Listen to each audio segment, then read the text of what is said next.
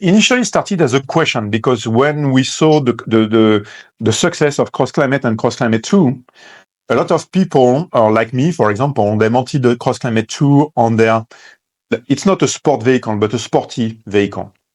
Mm-hmm. And then we were saying, okay, it's too bad that we don't have a sort of, like we have in North America, a pilot sport all season.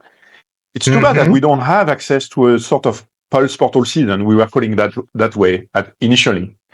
That could use, the basis of CrossClimate in terms of technologies and a way of thinking.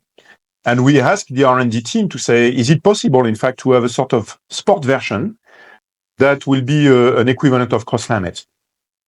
And that's what the R&D started to work on a sport version of the CrossClimate, using some of the sport, basic technology that we have, or basic, when I say basic, it's not basic, but some of the technology we know that will provide the gain, in terms of direction and stability and handling, like the dynamic response.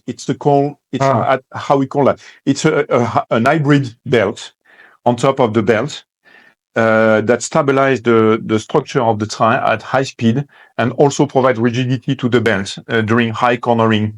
So it gives you more stability and more feeling in the direction compared to a traditional belt with that, not that dynamic belt. So it's a hybrid cord, which is a mix of aramid and nylon, and that provides stability. And we call it the dynamic response. And it's a technology that we use in all our sport tire line.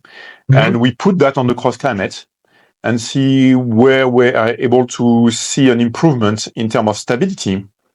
And then we had some drawback that we had to compensate with the sculpture and then also with the compound. And that's where we introduce a new generation of compound in the CrossClimate 3 that is really an iteration, an evolution of the previous generation that you see in CrossClimate 3 that allow us to reach all the performance that we are expecting in the CrossClimate 3 sport. So dynamic response to have that sport feeling. So of course it's not for supercar, it's really sporty vehicle. But when you have a sedan that is not an M5, of course, but a 545, I don't know how they call now, but or a sporty vehicle, that's what people were expecting. And frankly, when we drove it the first time, the difference between CrossClimate 3 and CrossClimate 3 Sport was really perceptible on the driving. So it's a combination of, again, sculpture, construction of the belt and the summit, and the compound that we use.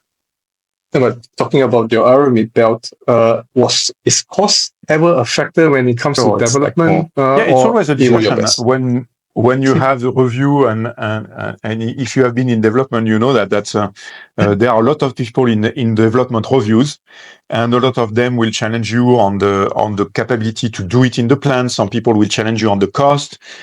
And again, when people were saying that's the technology we need to be able to answer the need from the product marketing in terms of specification, we have to have it.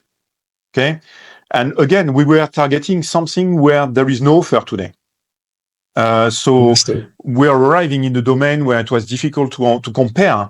So the only thing we were able to compare was what will be the cost compared to a Pilot Sport 5 or Pilot Alpine, type of product. And that's where we say, okay, well, at least we have the target of where we want to be in terms of price. And the cost was reasonable compared to what we were targeting. So, thanks for watching, and don't forget to subscribe.